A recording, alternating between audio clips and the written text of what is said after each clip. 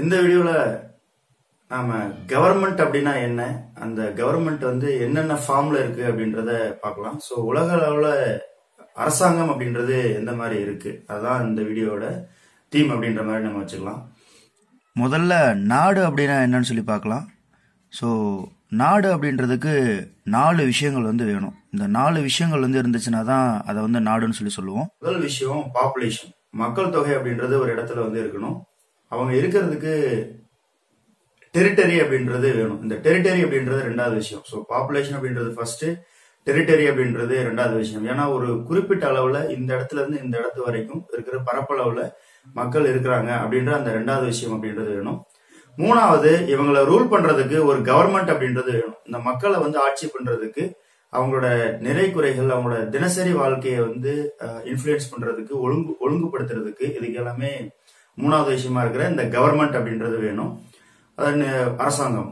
4வது வந்து சாவரனிட்டி, அதாவது இறையாண்மை அப்படின்ற இந்த விஷயம் வந்து வேணும். ஸோ அப்போ பாப்புலேஷன் அப்படின்றது வேணும், அதாவது மக்கள் தொகை, மக்கள் இருக்கணும் ஒரு இடத்துல, அதுங்களுக்குன்னு சொல்லிட்டு தனிப்பட்ட முறையில் ஒரு டெரிட்டரி இருக்கணும், அவங்கள ரூல் பண்றதுக்குன்னு சொல்லிட்டு ஒரு ரூல்ஸ் அண்ட் ரெகுலேஷன் இருக்கிற ஒரு கான்ஸ்டிடியூஷன் அல்லது கவர்மெண்ட், கான்ஸ்டிடியூஷன் இருக்கிற கவர்மெண்டா இருக்கலாம், அல்லது வேற ஏதாவது ஒரு கவர்மெண்டா கூட இருக்கலாம். ஆக கவர்மெண்ட் அப்படின்றது வேணும். இது எல்லாத்துக்கும் மேல இறையாண்மை அப்படின்றது வேணும். இறையாண்மை அப்படின்னா தன்னோட சொந்த முடிவுகளை, தன்னோட முடிவுகளை வந்து தாமே எடுக்கிற மாதிரியான ஒரு சூழல் வந்து வேணும். இது 4ம் இருந்துச்சு அப்படின்னா தான் அதை வந்து ஒரு நாடு அப்படின்ற மாதிரி நம்ம சொல்லுவோம். இந்த 4 விஷயமும் சேர்ந்தது தான் ஒரு நாடு. இதுல ஏதாவது ஒன்று குறைஞ்சிச்சுனாலும் அதை நாடு அப்படின்ற மாதிரி நம்ம சொல்ல மாட்டோம் பை டெஃபினேஷன். இதுதான் வந்து நாட்டுக்கான டெஃபினேஷன். ஸோ அப்போ ஒரு நாடு வந்து பூர்த்தி பண்ணுதா அப்படின்னா நம்ம தேடி பார்த்தோம் அப்படின்னோம்னா, உலகத்துல வந்து இப்போதைக்கு வந்து 193 நாடுகள் வந்து இருக்கு.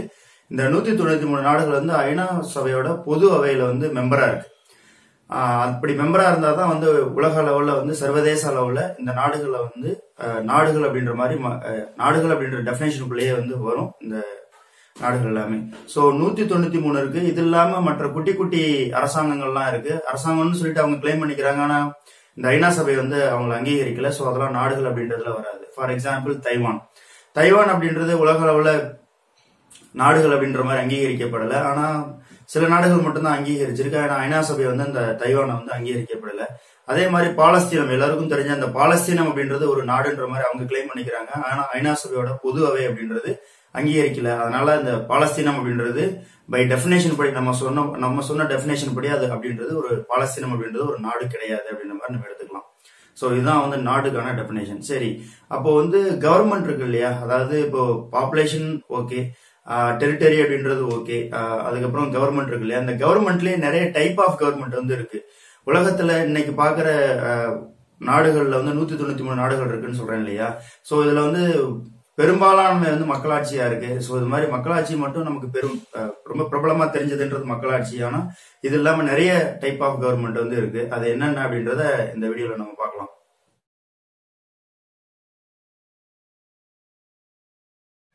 ஃபர்ஸ்ட் அனார்கி அப்படின்ற மாதிரி பார்க்கலாம்.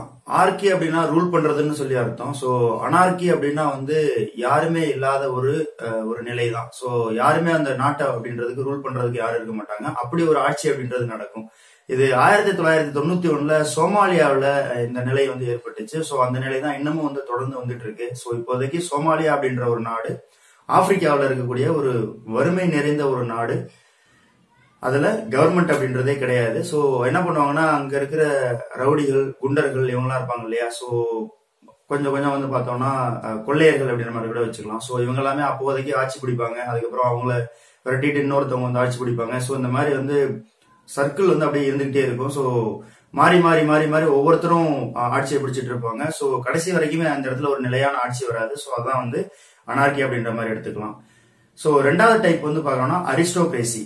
அரிஸ்டோ அப்படின்னா வந்து எக்ஸலன்ஸ் அப்படின்னு சொல்லி அர்த்தம், ரொம்ப திறன் வாய்ந்த அப்படின்ற மாதிரி அர்த்தம். ஸோ கிரேசி அப்படின்னா ரூல் பண்றதுன்னு அர்த்தம். ஸோ அப்போ அரிஸ்டோகிரேசி அப்படின்னம்னா அந்த திறமை வந்து ரொம்ப இருக்கிறவங்களால ரூல் பண்றதுதான் அந்த அரிஸ்டோகிரேசி. அதாவது எப்படின்னா சமுதாயத்துல வந்து அவங்களுக்கு வந்து வெல்த் இருக்கும், அதே சமயம் வந்து பாக்குறோம்னா அதாவது பணம் நிறைய வச்சிருப்பாங்க, அதே சமயம் வந்து நிறைய நாலேஜ் வந்து வச்சிருப்பாங்க. ஸோ படிச்ச ஒரு குரூப்பா இருப்பாங்க, ஏதாவது விஷயம் உலகளாவிய விஷயங்கள் வந்து தெரிஞ்ச குரூப்பா இருப்பாங்க. இவங்க தான் வந்து அரிஸ்டோகிரேட்ஸ். ஸோ இவங்களால ரூல் பண்ணப்படுறதுதான் இந்த அரிஸ்டோகிரேசி. பொதுவா அந்த கிரீஸ்ல, அதாவது பழங்காலத்து கிரேக்கம் அப்படின்ற ஒரு நாடு, அந்த நாட்டோட பக்கத்துல இருக்கிற மாசிடோனியா அப்படின்ற ஒரு நாட்டுல இருந்துதான் அலெக்சாண்டர் அப்படின்றது இந்தியாவை நோக்கி படையெடுத்து வந்தாரு. இப்ப எப்படி வந்து திருச்சிக்கு வந்து ஸ்ரீரங்கம் அப்படின்றது ஒரு சபர்பன் அப்படின்ற மாதிரி எடுத்துக்கிட்டாலும், கிரேக்க நாட்டுக்கு வந்து பாக்குறோம்னா மாசிடோனியா அப்படின்றதான் ஒரு ஒரு சபர்பன். ஸோ அந்த ரீஜன்ல இருந்து அலெக்சாண்டர் வந்து படையெடுத்து வந்தாரு. ஸோ ஓவராலா வந்து பார்த்தோம்னா அவங்க கிரேக்க நாட்டை சேர்ந்தவர்கள் தான். ஸோ அவங்க வந்து ஒரு காலத்துல வந்து இந்த அரிஸ்டோகிரேசி அப்படின்றத ரூல் பண்ணி, அரிஸ்டோகிரேசி அப்படின்றத ஃபாலோ பண்ணிட்டு இருந்தாங்க. ஸோ திறமை வாய்ந்தவர்களும் இருப்பாங்க, அதே சமயம் அவங்க வந்து பணக்காரர்களும் இருப்பாங்க. ஸோ அவங்க போடுறதும் அந்த நாட்டுல சட்டம் அப்படின்ற மாதிரி இருக்கிறது அரிஸ்டோகிரேசி. இன்னொன்னு வந்து பாக்குறோம்னா பியூரோகிரேசி. ஸோ இந்த பியூரோகிரேசி அப்படின்னா அதிகாரம் மிக்கவர்கள் வந்து ஆட்சி பண்றது. அது என்ன அதிகாரம்? ஆட்சி பண்றவங்களுக்கு தானே அதிகாரம் இருக்கும் அப்படின்னா இது ரிவர்ஸாகவும் இருக்கலாம். ஸோ எப்படின்னா ஒரு இன்டலெக்சுவல்ஸ், ஒரு திறமை வாய்ந்தவர்களா இருப்பாங்க. ஸோ அவங்க வந்துட்டு ஒரு எக்ஸாம் மூலியமா வந்து வருவாங்க, அல்லது வந்து பார்த்தோம்னா ஒரு பணம் வந்து நிறைய வச்சிருப்பாங்க. ஸோ பொருளாதார ரீதியா வந்து ரொம்ப ரொம்ப திறமையானவர்களா இருப்பாங்க. ஸோ இவங்களை வந்து பாக்குறோம், இவங்களோட ரூல் தான் வந்து பியூரோகிரசி. ஃபார் எக்ஸாம்பிள், எப்போ வந்து பிரிட்டிஷ் அப்படின்ற ஒரு நாடு இந்தியா வந்து காலனியா, அதாவது அடிமைத்தனமா வந்து மாத்தி ரூல் பண்ணுச்சு இல்லையா? ஸோ அப்போதைக்கு வந்து அந்த பிரிட்டிஷோட ஆட்சி அப்படின்றது என்னன்னா நத்திங் பட் த பியூரோகிரசி. அதாவது பியூரோகிரசின்ற அந்த அதிகாரம், யாரு என்ன பண்ணணும், எப்படி செய்யணும், எப்படி கவர்மெண்ட் அப்படின்றத ரன் பண்ணணும்னு சொல்லிட்டு எல்லா அதிகாரத்தையும் தீர்மானிக்கிறவங்க வந்து பாக்குறோம் அப்படின்னா அந்த அதிகாரிகளா தான் இருந்தாங்க. ஸோ இது அந்த அதிகாரத்துவம் அப்படின்ற அந்த விஷயம் தான் உலகளாவிய லெவல்ல வந்து பரவுச்சு. ஸோ இந்த அதிகாரத்தை பயன்படுத்தி தான் நிறைய டாக்ஸேஷன், அதாவது வரிகள்லாம் வந்து வாங்கினாங்க, மக்கள்கிட்ட இருந்து, குடிமக்கள்கிட்ட இருந்து வாங்கினாங்க. இதே சமயம் காலனி ஆக்குனாங்க. அதாவது இப்ப மியான்மர், இந்தியா, இலங்கை, இந்த மாலத்தீவு, இந்த மாதிரி நாடுகள் எல்லாம் வந்து அடிமைப்படுத்தி அங்க வந்து இந்த அதிகாரங்களை வந்துட்டு செலுத்தி அதன் மூலியமா அவங்கள வந்து தன்னோட சொந்த நாட்டை வந்து வலிமைப்படுத்திக்கிட்டாங்க இந்த பிரிட்டிஷர்ஸ். ஸோ அவங்க வந்து வச்சிருந்த மெத்தட் அப்படின்றது இந்த பியூரோகிரசி அப்படின்ற மாதிரி வச்சுக்கலாம். ஸோ அதிகாரம் வந்து ரூல் பண்றது. அடுத்த டைப் அப்படின்றது காலோனியலிசம். ஸோ அதாவது எப்படின்னா ஒரு ஏகாதிபத்தியம்லாம் வந்து அதுக்கப்புறம் வந்து காலனி மயமாக்கல் அப்படின்னு சொல்றது. அதாவது தன்னோட ஒரு நாடு இருக்கும், அந்த நாடு வந்து பாக்குறோம் அப்படின்னா தன்னோட அதிகாரத்தை மற்றவங்க மேலேயே வந்து செலுத்துறது. அதாவது கடல் கடந்தோ அல்லது வெகு தூரத்துல இருக்கிற ஒரு நாட்டு மேலேயே வந்து செலுத்தி அந்த நாட்டோட மக்களை வந்து பார்த்தோம்னா அடிமைப்படுத்தி அங்க இருந்து ஒரு பொருளாதார வகையில வந்து பாத்தீங்கன்னா சுரண்டல் ஏற்படுத்துறதும், அவங்களோட டே டு டே லைஃப்ல வந்து, அதாவது அன்றாட வாழ்க்கையில வந்து தலையிட்டு ரூல்ஸ் அண்ட் ரெகுலேஷன் எல்லாம் வந்து போடுறதும் தான் இந்த காலனியாக்கம் அப்படின்ற மாதிரி சொல்லலாம். ஸோ இந்த மாதிரிதான் இந்தியா அப்படின்றது பிரிட்டிஷ்ல வந்து காலனியா இருந்துச்சு. இந்த மாதிரி காலனிசம் அப்படின்றது இப்போதைக்கு அந்த அளவுக்கு இப்ப இருக்கிற 21ஆம் நூற்றாண்டுல வந்து அந்த அளவுக்கு கிடையாது. ஸோ 17ஆம் நூற்றாண்டுல இருந்து இந்த 20ஆம் நூற்றாண்டு வரைக்கும் வந்து பாக்குறோம்னா நிறைய காலனியை வந்து வச்சிருந்தாங்க. ஸோ காலனியல் மாஸ்டர்ஸ் வந்து நிறைய பேர் இருந்தாங்க. அதாவது மேற்கு யூரோப்பாவில் இருக்கக்கூடிய போர்ச்சுகீஸா இருக்கட்டும், அல்லது ஸ்பெயினா இருக்கட்டும், அல்லது பிரெஞ்சு, ஜெர்மனி, இத்தாலி, இந்த மாதிரியான நெதர்லாந்து, இந்த மாதிரி நாடுகள் எல்லாமே வந்து காலனி வந்து பிடிச்சாங்க. ஸோ அந்த காலனி மக்கள்கிட்ட இருந்து ஏகப்பட்ட ரிசோர்சஸ், எக்கனாமிக் ரிசோர்சஸ் வந்து பாக்குறோம்னா எடுத்துட்டு போயிட்டாங்க. ஸோ அதனாலதான் இப்போதைக்கு அல்லது யூரோப்பியன் யூனியன்ல இருக்கிற நிறைய நாடுகள் வந்து காலோனியல் மாஸ்டர்ஸா வந்து இருந்தாங்க. ஸோ அவங்க ரூல் பண்ண நாடுகள் எல்லாமே இப்போதைக்கு டெவலப்பிங் கண்ட்ரியா தான் இருந்துகிட்டு இருக்கு அப்படின்றதுதான் விஷயம். ஸோ இதுதான் வந்து காலோனிசம் அப்படின்ற ஒரு ஃபார்ம் ஆஃப் கவர்மெண்ட். அடுத்த டைப் வந்து பாக்குறோம் அப்படின்னா கேபிட்டலிஸ்டிக் ஃபார்ம் ஆஃப் கவர்மெண்ட். அதாவது ஒரு கவர்மெண்ட் இருக்கும், அந்த கவர்மெண்ட் வந்து பார்த்தோம்னா பிரைவேட் பிளேயர்ஸ் வந்து நிறைய பேர் இருப்பாங்க. அதாவது அந்த நாட்டுல வந்து தனியார் மயம் அப்படின்னு சொல்றது. ஸோ தனியார் வந்து நிறைய பேர் இருப்பாங்க. அவங்க வந்து ஒரு பிசினஸ் பண்ணுவாங்க, அந்த பிசினஸ்ல வர்ற காசை வந்து ஒரு பகுதியா டாக்ஸா வந்து கவர்மெண்ட் கொடுத்துருவாங்க.